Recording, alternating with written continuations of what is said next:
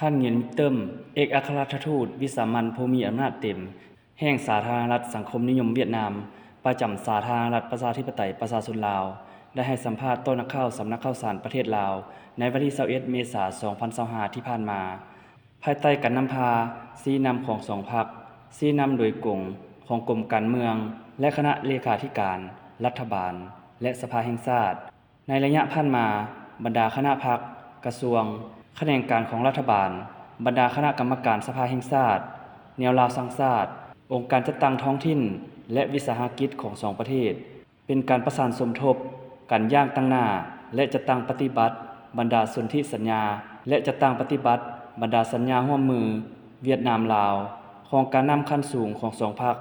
บรรดาสัญญาร่วมมือระหว่างสองรัฐบาลสัญญาร่วมมือ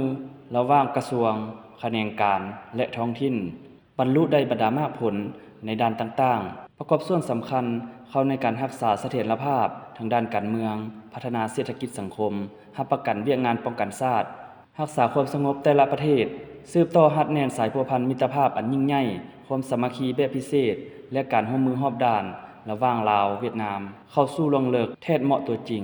และมีประสิทธิผลพร้อมนั้นยังได้ประกอบส่วนยกบทบาทของสองพรรคประกอบส่วนอย่างตั้งหน้าแก้สันติภาพเสถียรภาพการร่วมมือและพัฒนาในภาคพื้นและในโลกท่านเงียนมิกเติม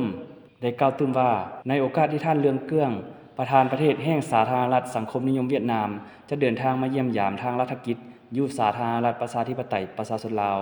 ระหว่างวันที่24หา25เมษายน2025นี้เป็นการเดินทางเยี่ยมยามทางรัฐกิจครั้งทบอิฐของท่านเลืองเกื้องในฐานะได้รับตำแหน่งใหม่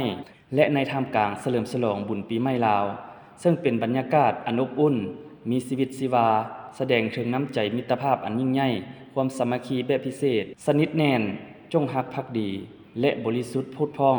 ระหว่างสองพรรคสองรัฐและประชาชนสองชาติเวียดนามลาว